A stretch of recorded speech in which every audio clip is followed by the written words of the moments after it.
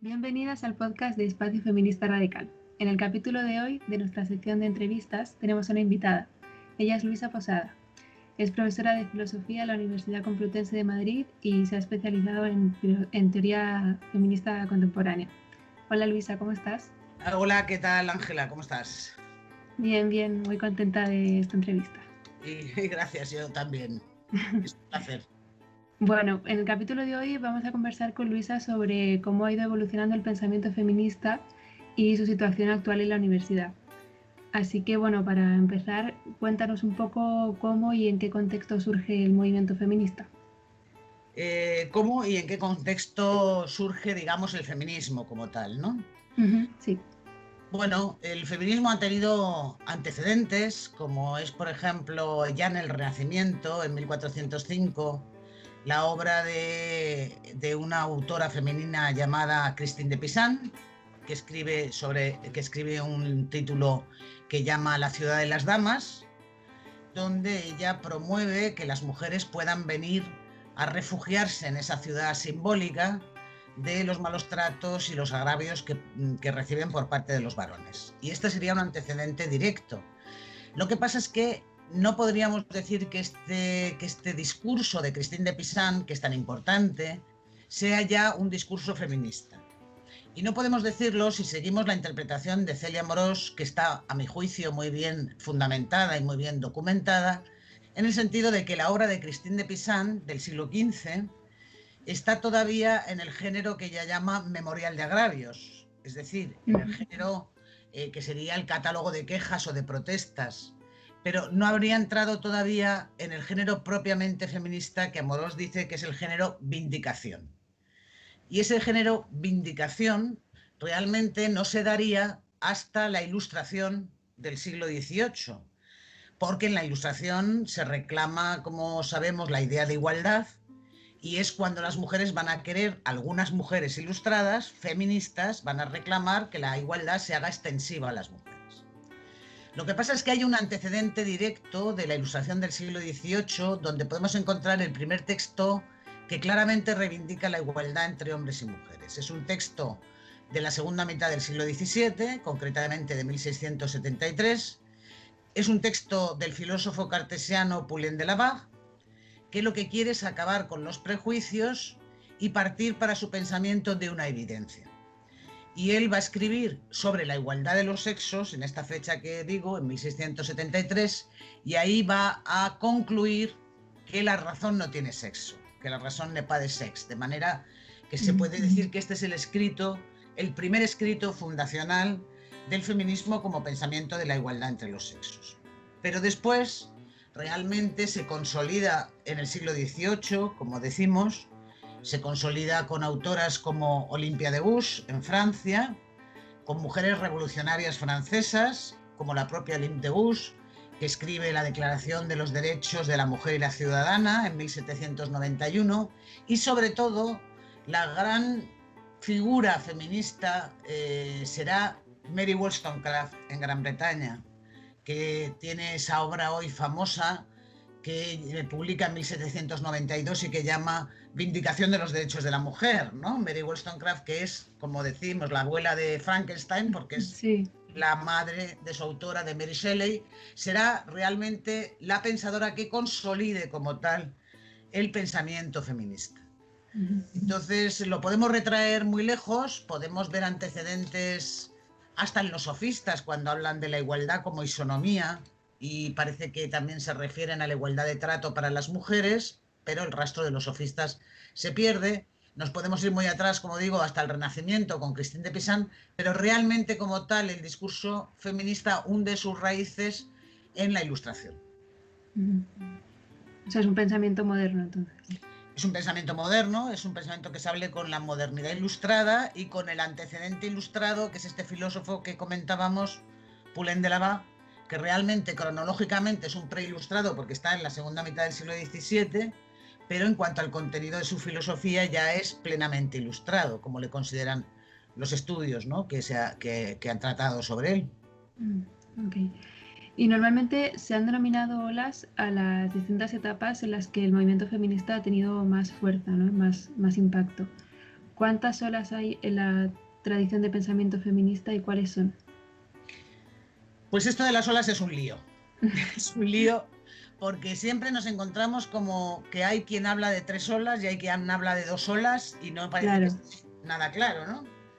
Bueno, la diferencia es fundamentalmente que la tradición angloamericana va a hablar de 2 olas, en tanto que la tradición europea continental va a hablar de 3 olas. ¿Por qué? Ok. Bueno, porque la tradición europea continental incluye como primera ola el feminismo ilustrado del siglo XVIII.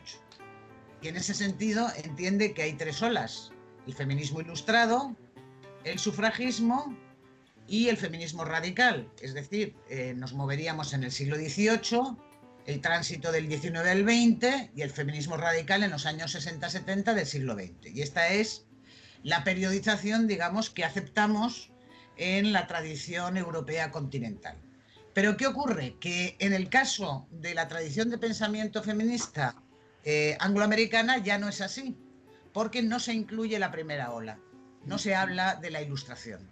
Y entonces esta tradición va a hablar solo de 2 olas. Va a considerar como primera ola el sufragismo y todos los movimientos que se dan alrededor del sufragismo en el tránsito del XIX al XX, y como segunda ola el feminismo de los años 60-70 del siglo XX.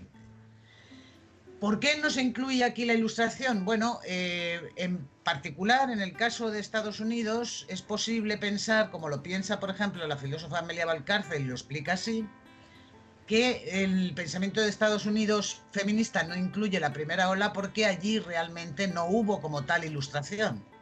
La Claro. ilustración es un fenómeno europeo. Y en ese sentido, en Europa se incluye esa primera ola ilustrada, pero en Estados Unidos no tendría sentido porque ellos no vivieron realmente una ilustración. De manera que en nuestra tradición, en la tradición continental, hablaríamos de 3 olas. Pero esa es la confusión que a veces aparece, que leemos autoras angloamericanas y vemos que hablan de 2, ¿no? Claro. La diferencia es únicamente si se incluye el feminismo ilustrado o no se incluye. Nosotras entendemos, y la pregunta que me haces es ¿cuáles son estas olas? Entendemos que hay 3 olas. El feminismo ilustrado, que como digo se va a dar en la segunda mitad del XVII y sobre todo en el XVIII. El feminismo sufragista, que se inicia en el siglo XIX y se alarga hasta entrado el XX. Y el feminismo radical, que es el feminismo que se va a dar en los años 60 y 70, particularmente en Estados Unidos. Y entendemos que hay esas 3 olas, ¿no? Aunque como sabes ahora se habla de una 4ª ola. Claro, eso te iba a preguntar. Ahora se habla de que estamos en una 4ª ola. ¿Qué piensas tú? Bueno, yo creo que todavía no hay distancia suficiente con los acontecimientos para poder establecer si realmente estamos en una 4ª ola. Hombre, obviamente estamos en un momento en el que el feminismo vuelve a ser un movimiento fuertemente emergente. Eso está clarísimo. El feminismo se está convirtiendo en un movimiento de masas.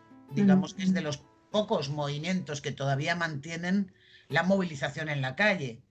En ese sentido, y por algunos rasgos característicos de este momento en el feminismo, como puede ser, por ejemplo, yo subrayaría en el feminismo, sobre todo el feminismo joven, una línea claramente anticapitalista.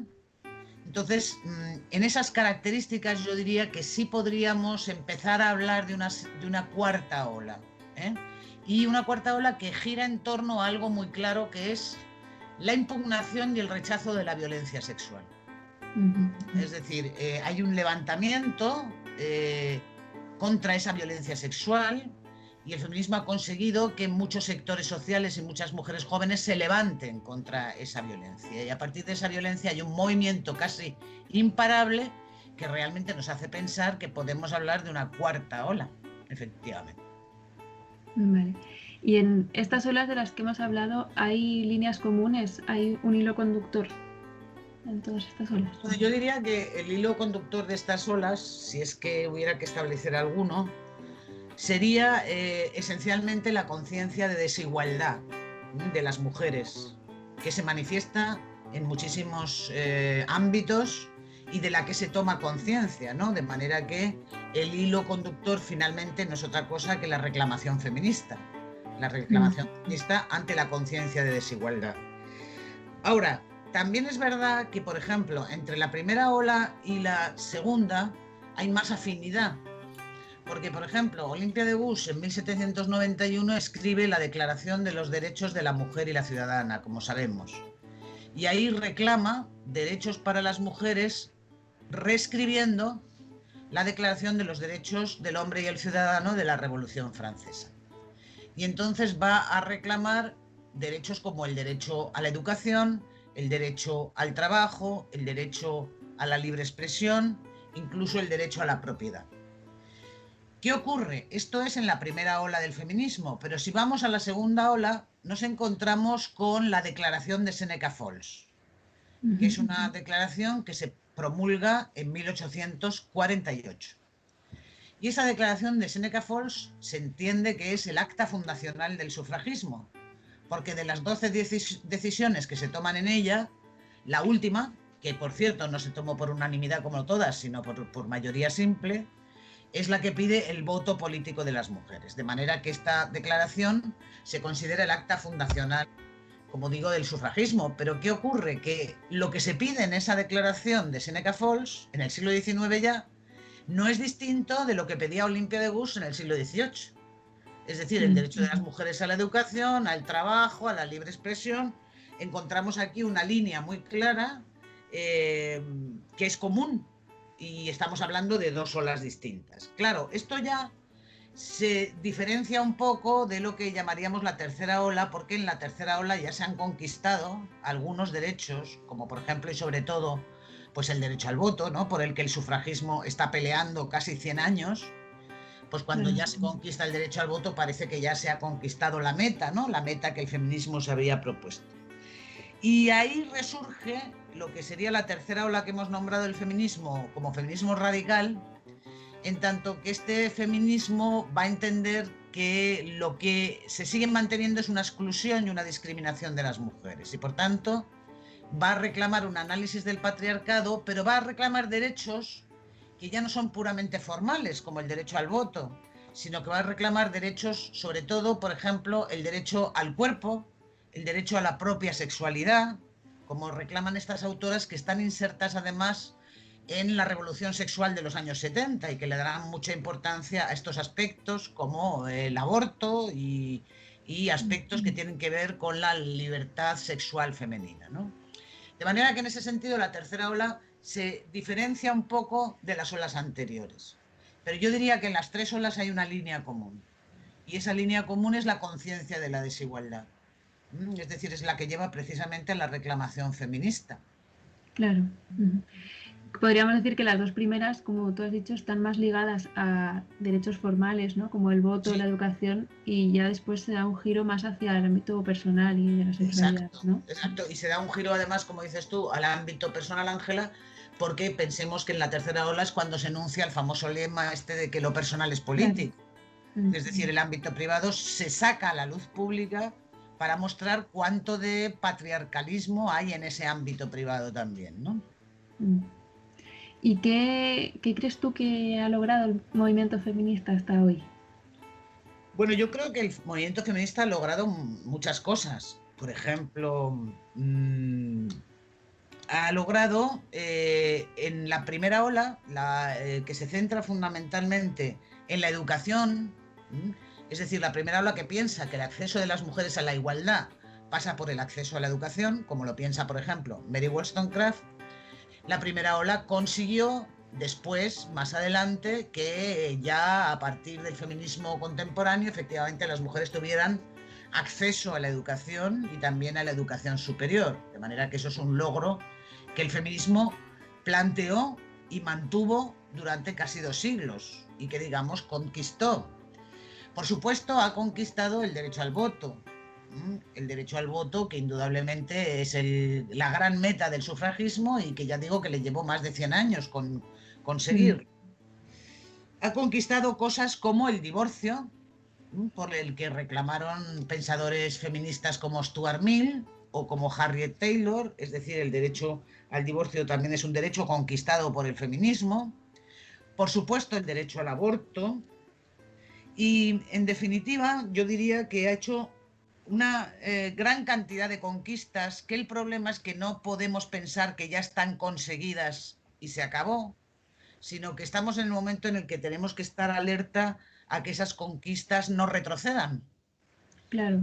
Porque además, claro, hemos hecho estas conquistas, el feminismo las ha hecho, las hemos hecho, pero tampoco las hemos hecho planetariamente.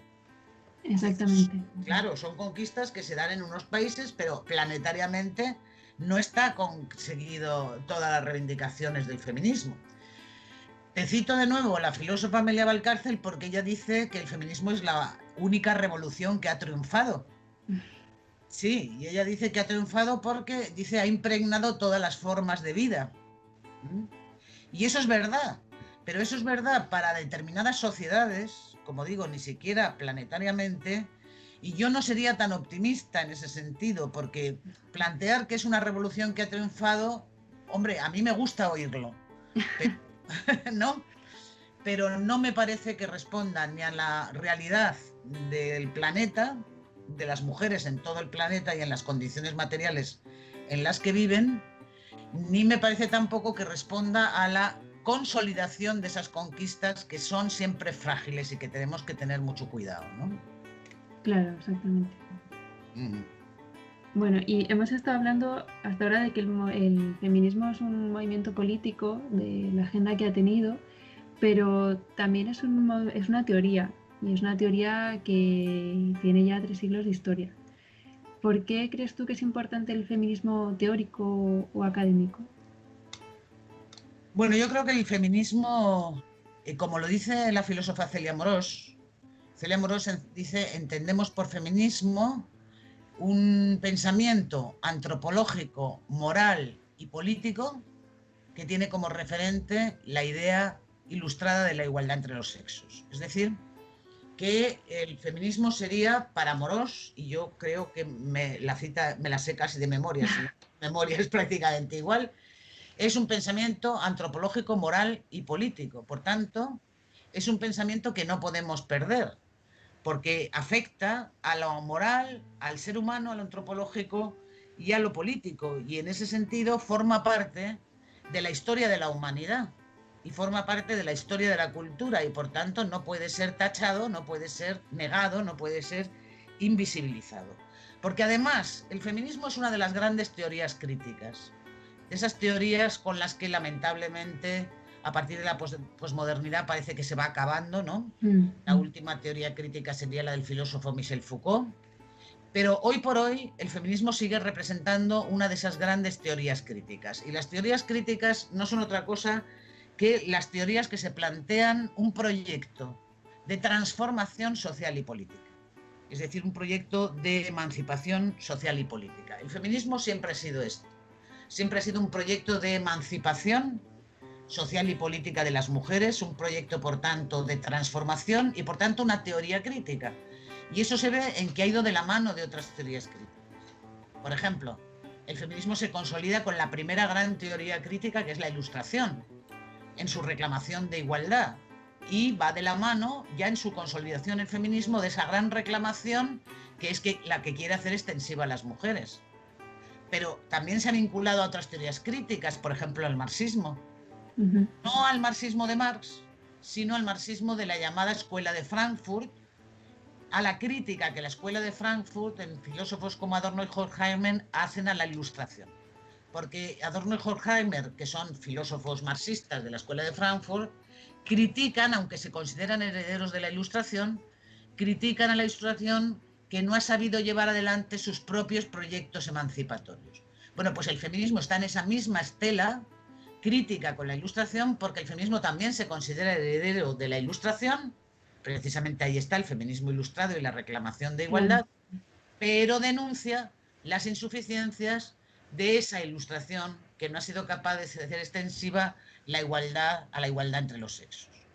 De manera que el feminismo es una gran teoría crítica, va de la mano de otras teorías críticas y por tanto no se puede perder, porque forma parte del bagaje cultural, intelectual, antropológico, político e incluso, si me apuras, moral de la humanidad.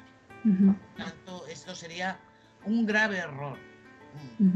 Aunque vivimos un tiempo en el que las teorías críticas no están precisamente en auge, ¿no? Sí. Claro. Sí, bueno, hay gente que habla como de incluso del posfeminismo, ¿no? Como que ya está Ya lo pasado de creo. moda. Efectivamente, todo lo post es lo que ahora se lleva. Y yo digo una cosa, Ángela, si todo es post, y se puede hablar incluso de posfeminismo, o como hace Paul Preciado, de posmujer, entonces, ¿estamos en condiciones de hablar de un pospatriarcado? Claro. Eso es lo que yo me pregunto. Vamos, mientras no podamos hablar de un pospatriarcado, todos estos post, ¿a qué vienen? Exactamente. Claro. Bueno, y ya que has nombrado tú también a alguien de España, centrándonos un poco más en este contexto, ¿cómo se ha ido institucionalizando el feminismo? ¿Cómo ha entrado a la universidad, a la academia? Bueno, yo creo que la entrada a la academia del feminismo, que todavía está en ello, es decir, que todavía no ha permeado lo suficiente, pero ha entrado indudablemente en los currícula gracias a la labor, por una parte, de personas concretas y por otra parte, de instituciones, por decirlo así. Las instituciones me estoy refiriendo a todos los institutos feministas y de género que se llamaron en su momento de género en gran medida para que pudieran ser aceptados, por decirlo así. Todos esos institutos feministas y de género que se van estableciendo a partir de finales de los 80, principios de los 90, en las distintas universidades, y esos institutos van haciendo que vaya permeando el pensamiento feminista en la investigación y en la universidad. Y, por ejemplo, yo nombraría ahí el que más conozco, y además porque es uno de los pioneros, que es el Instituto de Investigaciones Feministas de la Universidad Complutense de Madrid. Ese fue uno de los primeros institutos universitarios que además se llamó feminista, como tal, mantuvo el nombre de feminista, no se pasó. Eso es muy importante. Eso es muy importante, claro, no se pasó al nombre de género. Tenemos Instituto de Investigaciones Feministas de la Universidad Complutense de Madrid y eso fue un gran empeño. Eso también costó lo suyo, claro, no fue fácil. Entonces hay una labor por parte de los institutos universitarios feministas y de género, y una labor indudablemente que hay que resaltar. Se constituyeron muchísimos, sobre todo a principios de los 90, pero yo luego resaltaría también la labor ya individual de determinadas académicas, de determinadas mujeres que se pelearon en sus ámbitos científicos para introducir el feminismo en forma de asignaturas que constaran en el currículo. Y esas asignaturas, la cuestión es que la mayor parte de las asignaturas de género que hoy en día encontramos en los grados, por ejemplo, suelen ser optativas. Es decir, no ocupan el lugar de asignaturas obligatorias. Pero bueno, aún así hay asignaturas que antes ni siquiera había.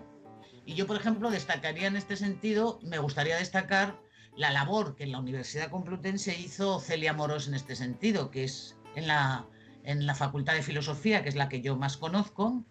Ella, que era catedrática de Filosofía, fue la que abrió las asignaturas de feminismo, de teoría y crítica feministas, primero como asignaturas de libre configuración, que se llamaban, y después ya como asignaturas optativas, que de hecho todavía están en el currículo académico de la Facultad de Filosofía. Se ha conseguido también, con la labor de los institutos, fundamentalmente de los institutos universitarios, se ha conseguido hacer másteres, como sabemos, ¿no? Como es precisamente el máster que tú y yo compartimos, ¿no? El máster de estudios de género, que antes era totalmente impensable. Te quiero decir, ha dado un vuelco por completo. Yo terminé la carrera en 1980 y no solo en ese año, sino hasta mucho después, desde luego no había opción alguna de formarse en feminismo, ni en género, ni en asignaturas libres, ni en asignaturas optativas, ni en asignaturas obligatorias en ningún tipo de tramo. Claro, de manera que se ha dado un gran vuelco en el mundo académico. A pesar de eso, yo creo que todavía hay mucho por hacer, porque, por ejemplo, las agencias nacionales de acreditación, que son las agencias que acreditan para los cuerpos docentes y para la investigación, que acreditan la investigación, todavía no tienen un área de género. Es decir, te puedes presentar a que te acrediten la investigación por tu área, que es filosofía, pero si todo lo que tienes o lo más que tienes es en el ámbito de la filosofía feminista, pues probablemente te van a valorar peor. Claro. Entonces, entre que hay eso, que no hay asignaturas obligatorias, que no hay un grado de igualdad, que lo podía haber, estamos mejor, por supuesto, de lo que yo cuando estudiaba estábamos, pero todavía queda por hacer, sí. Antes has dicho también que la palabra género sirve un poco para meter contenido feminista, ¿no? Y estudios sobre las mujeres. Sí. Cuéntanos un poco más de eso. ¿Qué ha pasado con esta palabra que ahora está en todas partes? Bueno, sí, efectivamente, la palabra género en un momento determinado vino a... Bueno, sabemos que género es la teorización que hace el feminismo radical de los años 60-70, por la cual el género sería la construcción política y cultural de lo masculino y lo femenino que se superpone a la frontera puramente biológica entre los sexos, ¿no? Exacto. Entonces, en un momento determinado, hablar de género era hablar de la subordinación de las mujeres. Y de ahí salen los llamados estudios de género, que empiezan a proliferar en Estados Unidos, sobre todo en los años 70, finales de los 70, y después se exportan a otros países. ¿Y qué pasó en España? Pues en España pasó que como la palabra feminista en esos momentos era una palabra que echaba para atrás, que asustaba, pues muchos proyectos de investigación, muchas asignaturas, muchos programas y muchos institutos se autopresentaron como de género para poder así de alguna manera, para entendernos, colarlo, ¿no? Claro. Entonces el género fue utilizado como una manera de colar el feminismo, digamos. Claro, el problema es que ahora el género se entiende como que no es lo mismo que patriarcado y entonces queda vacío de contenido. Porque el género implica que se pertenece a un grupo social como seña de identidad, en este caso, por ejemplo, en las mujeres. Pero claro, esa seña de identidad no existiría si no fuera porque existe un sistema de dominación que la produce, que es el patriarcado.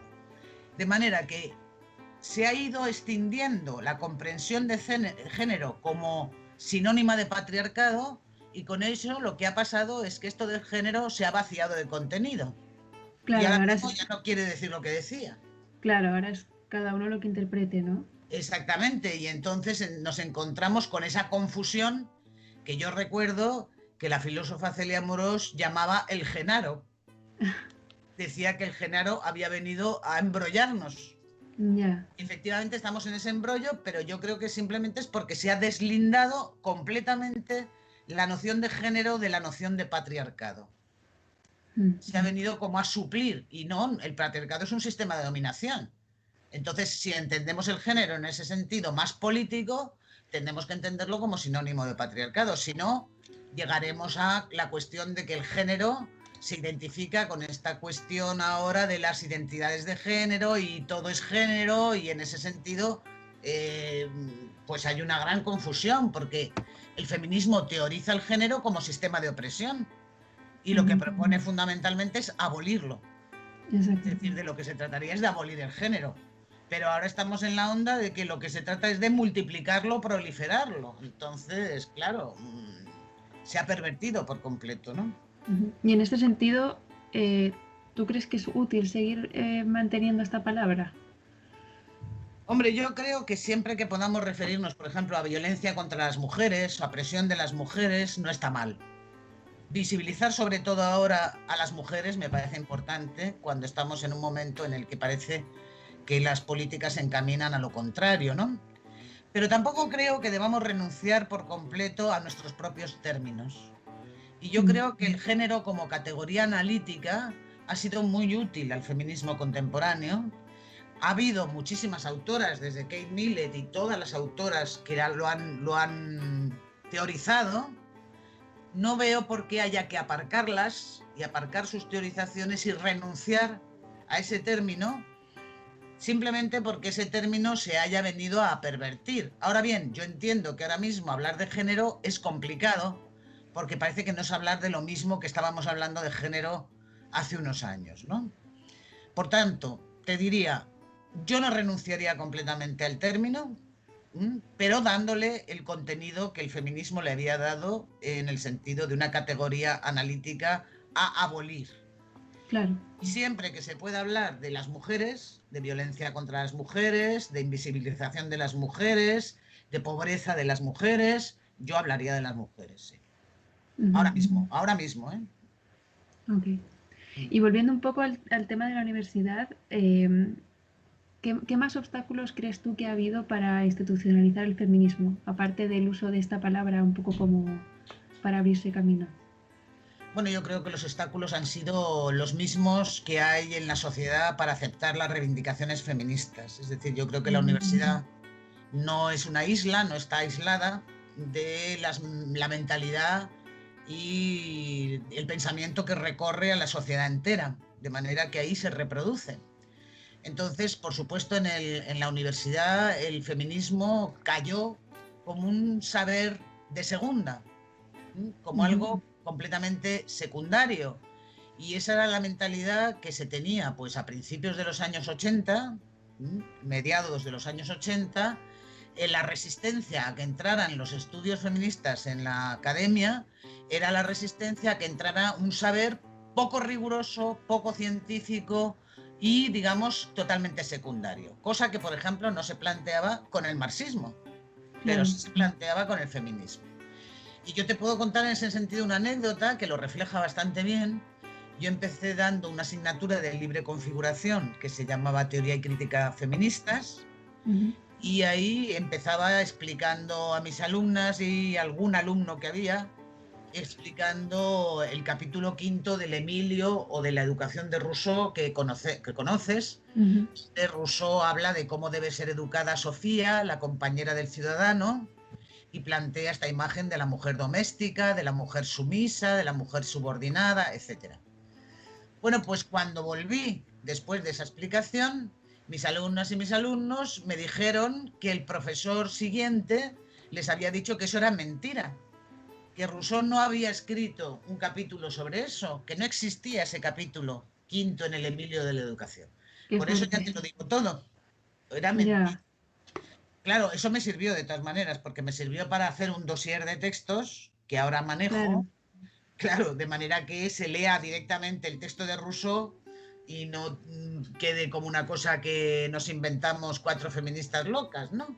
Entonces Claro. me vino bien para hacerme ese dossier de textos, pero es una anécdota, Ángela, con la que te quiero simplemente representar cuál era la actitud en la academia frente a los estudios feministas, ¿no? Esta era. Claro.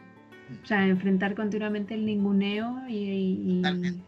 Totalmente. constantemente, ¿no? Y además también hay que decirlo, si te dedicabas al feminismo, en mi ámbito el feminismo filosófico, las de historia, al feminismo en la historia, en cualquier ámbito que te dedicaras, desde luego se te penalizaba en lo que era la investigación, en lo que son las agencias nacionales de acreditación de la investigación, penalizaba y todavía en parte penaliza cuando tu investigación se ha dedicado a ese campo, ¿no? Y no a otros que se supone que son más científicos. Ya. Y bueno, pese a todos estos obstáculos, como tú decías antes, se ha logrado, bueno, llegar a la universidad, aunque queda mucho, pero tener un poco un hueco ahí, ¿no? No, hay que ser optimistas. Hemos conseguido bastante, sí. ¿Y cómo crees tú que son las relaciones entre el feminismo académico y el que se desarrolla en la calle, en colectivos y asociaciones feministas? Bueno, yo creo que, fíjate, por la academia, digamos, están ahora mismo en los másteres que hay de feminismo y de género y en las asignaturas que hay, yo tengo la percepción de que por ahí pasan muchas chicas jóvenes y algunos chicos jóvenes que después se dedican a organizarse en asociaciones feministas, y esto sirve como de puente, digamos, entre la academia y la militancia feminista, por decirlo así, es decir, la teoría y la praxis, porque son muchas personas las que hacen estudios feministas en la universidad y después, a partir de ahí o a la vez, enganchan con una praxis feminista, ¿no? De todas maneras, yo diría, por ejemplo, que en España siempre ha habido cierta relación entre la academia y la sociedad, o entre la teoría y la praxis. Cierta relación que, por ejemplo, es muy difícil que se dé, por no decir que no se da en absoluto, en Estados Unidos. En Estados Unidos Ya. las universidades son islas completamente separadas, aisladas y que no tienen nada que ver con la sociedad. En España no es este el caso, porque los grandes debates que se dan en la teoría feminista luego permean también a la sociedad. Y sobre todo porque, como te digo, yo creo que hay una gran cantidad de alumnos, pero también de profesores y profesoras y alumnas que están en relación con los estudios feministas, pero además están en la praxis con su militancia feminista. De manera que en España justamente creo que, hombre, no es que siempre se dé esa deseable conciliación, pero yo creo que sí hay cierto puente entre la academia y el feminismo militante, por llamarlo así, ¿no? ¿Y crees que ha llegado tarde la academia algunas veces?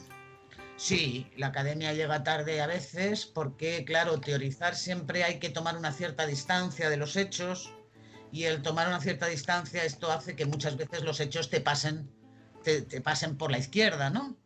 De manera que yo creo que ha llegado tarde en algunas cosas, pero por ejemplo, en todo lo que son el conocimiento del corpus teórico feminista, el conocimiento y la puesta en pie de cuál ha sido la elaboración y la producción teórica del feminismo, yo creo que en eso la Universidad Española hoy en día, en sus asignaturas de feminismo y de género, es puntera. Es decir, que realmente se ha recogido el conocimiento y el corpus feminista con bastante rigor. Ya. Y bueno, también vemos, y en relación con lo que hablábamos antes del género, que ahora mismo en la universidad coexiste un poco estos estudios con enfoque feminista con otras teorías que ponen bastante en cuestión el feminismo, ¿no? En concreto me refiero a la teoría queer, por ejemplo, que pone en cuestión el sujeto político, pone en cuestión la agenda del feminismo. Bueno, cuéntanos un poco qué propone exactamente la teoría queer. Pues vamos a ver, es una pregunta compleja, pero voy a tratar de resumirlo un poco. A ver,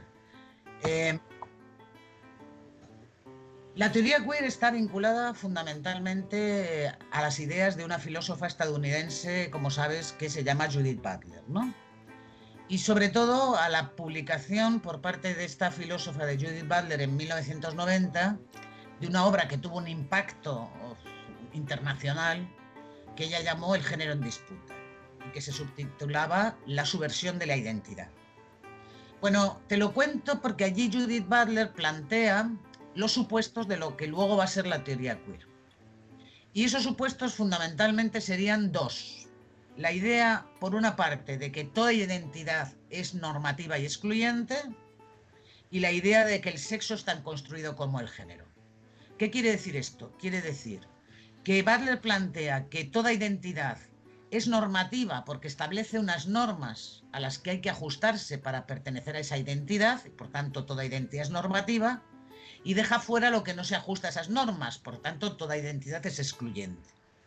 Si esto es así, dice Butler, lo que habría que hacer es desestabilizar o deconstruir toda identidad y hacer que proliferen identidades variables y contingentes. Y esto se aplicaría también a la identidad mujeres, que como toda identidad sería normativa y excluyente, que habría que deconstruir, ¿no? Eso por un lado. Y por otro lado, en el género en disputa, otra premisa de Butler va a ser que el sexo es tan construido como el género, con lo que resulta que la distinción que había establecido el feminismo contemporáneo entre sexo biológico y género como construcción político-cultural no se sostendría, porque el sexo puede ser construido y es tan construido, de hecho, como el género. Bueno, esas dos premisas, siguiendo el razonamiento de Butler, van a llevar a la teoría queer. Y en el caso de la teoría queer, como tú muy bien has señalado antes, esta teoría se va a presentar como posfeminismo. Se va a presentar no ya como una teoría distinta y que trata de otra cosa, sino como una teoría que quiere dar el recambio al feminismo. Y esto es lo verdaderamente preocupante, ¿no? Claro. Por ejemplo, en el caso de la idea del sujeto político del feminismo, que es un debate hoy en día completamente sobre la mesa, ¿no? Esta teoría queer, siguiendo a Butler, va a plantear que el sujeto político ya no son las mujeres, sino que el sujeto político es una coalición de identidades contingentes que son identidades que se crean y se alían en su resistencia al orden que llaman heteropatriarcal. Es decir, identidades transexuales, transgénero, bisexuales, etc.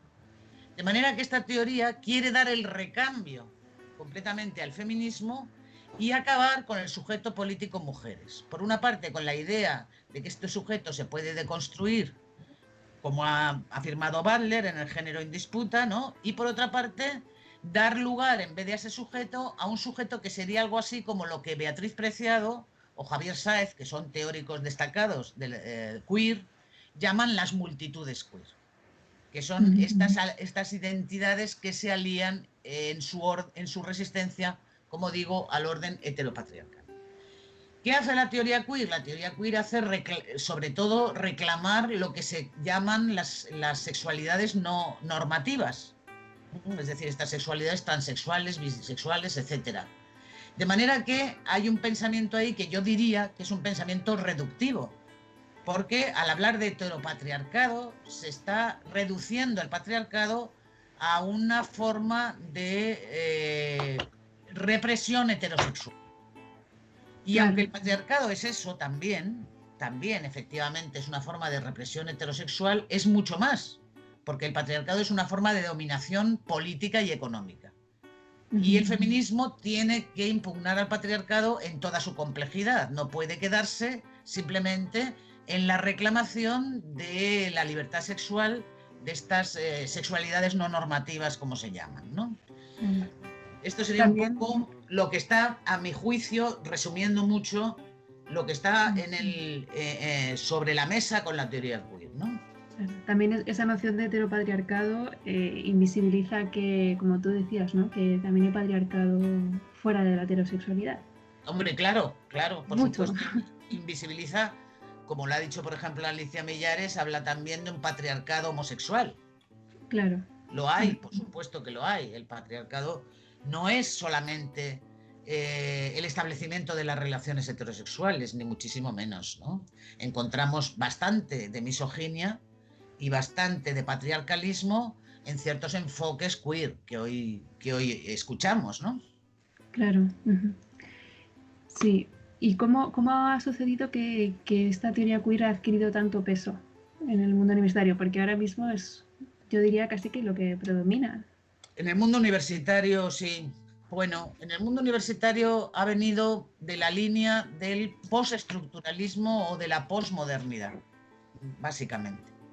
Es decir, en un momento determinado, con la influencia de los Estados Unidos, que todo lo que piensa y plantea como pensamiento Estados Unidos tiene un impacto universal, porque ya sabes que vivimos en un imperialismo. Sí. Exactamente, vivimos en un imperialismo cultural, y eso es clarísimo.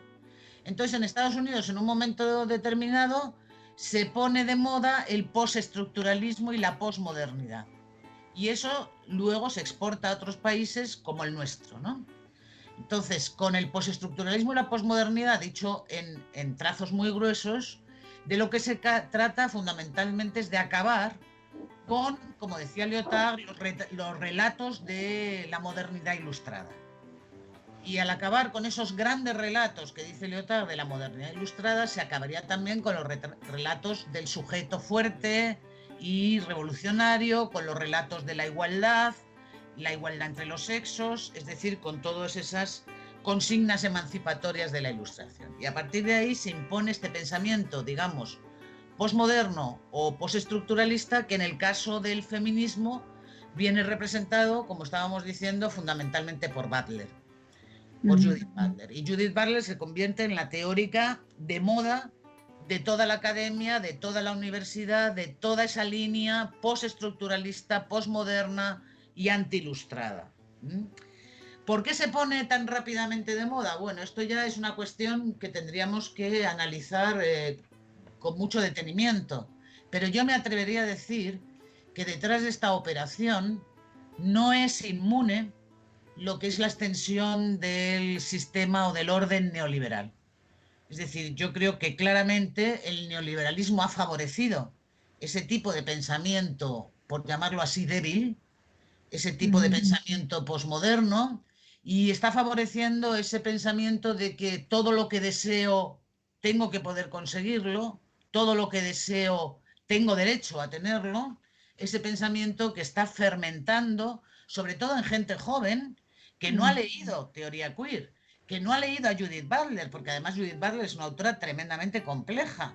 No la conocen, no la han leído, pero de oídas les gusta ese mensaje de mi libertad individual por encima de todo y poder alcanzar mi deseo, que es la vieja idea de libertad que el neoliberalismo nos quiere vender, o sea que no estamos ante nada nuevo, y yo creo que eso es lo que subyace en el fondo de todo este pensamiento, ¿no? Sobre todo si lo vemos en términos marxistas, siempre es la infraestructura económica la que determina la superestructura, y eso es lo que está pasando aquí.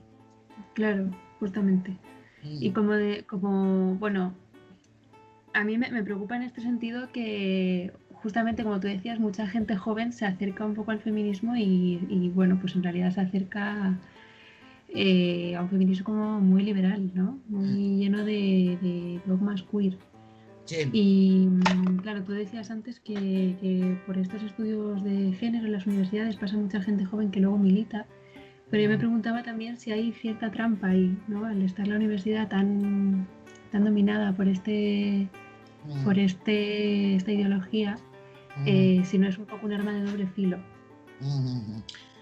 Sí, es un arma de doble filo, pero de igual manera que la gente joven se encuentra en la academia con lo queer, porque fíjate que incluso sabes que en la Complutense hay ya un máster de estudios queer, que es un máster que además se organizó y se montó enseguida. O sea, lo consiguieron en 2 años, cuando organizar el máster en estudios feministas o en estudios de género ha llevado años y mucha pelea.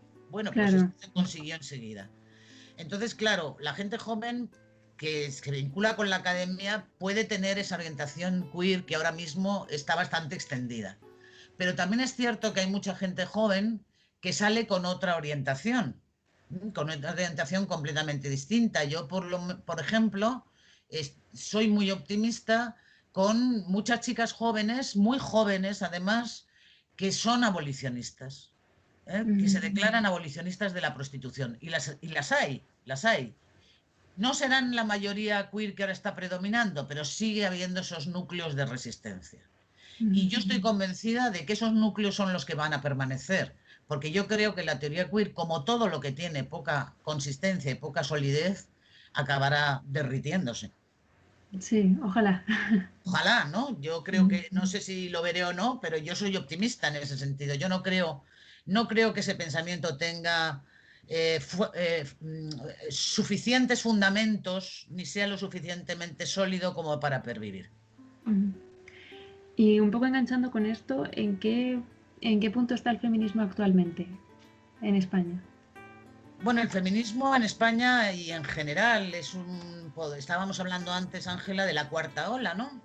Se puede decir que efectivamente el feminismo ha asistido en los 3 o 4 últimos años a una fuerza tremenda, a convertirse en un movimiento de masas, en un movimiento emergente, que yo siempre creo, y te he dicho antes, que creo que surge sobre todo a partir del rechazo de la violencia patriarcal, del rechazo de la violencia sexual, pero luego se extiende a otras muchas cosas. Y entonces es un feminismo muy anticapitalista, en principio, no en todas sus dimensiones, por supuesto, pero yo creo que sí podríamos estar en puertas, si no estamos ya, en España también, en esa cuarta ola, ¿no? El problema es que el feminismo ahora mismo está atravesado por unos debates tremendos donde, como sabemos, parece que no hay posibilidad de conciliación. Sobre todo a partir de la agenda queer, a partir de lo que Amelia Valcárcel llama la agenda sobrevenida. Es decir, ya teníamos bastantes problemas y ahora surge encima la teoría queer, ¿no?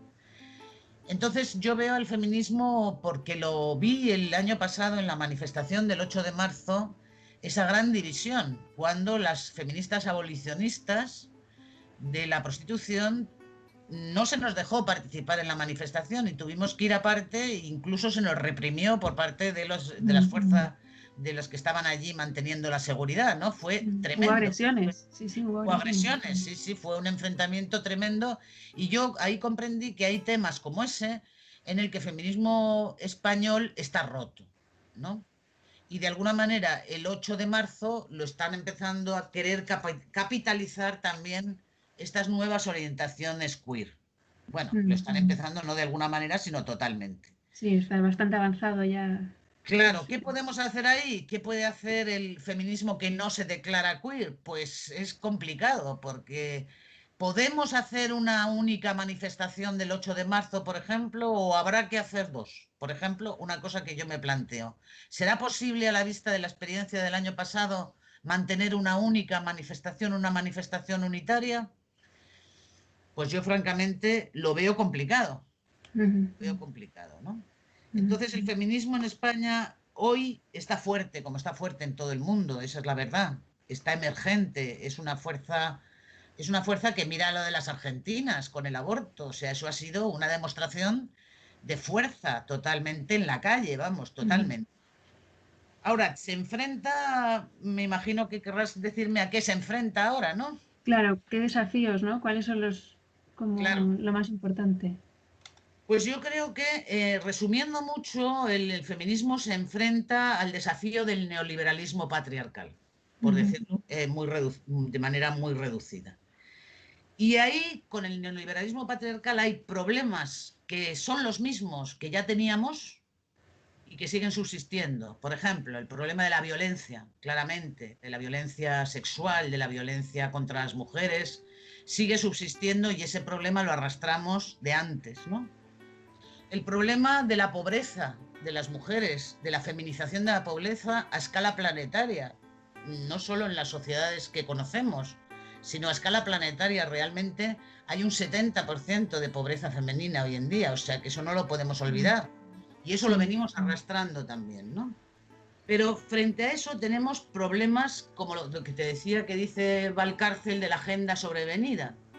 Problemas que dividen hoy al feminismo y que son muy claramente, a mi juicio, yo enunciaría fundamentalmente tres, que sería la prostitución, donde incluyo la pornografía, los vientres de alquiler, como una nueva forma de explotación reproductiva de las mujeres, ¿no?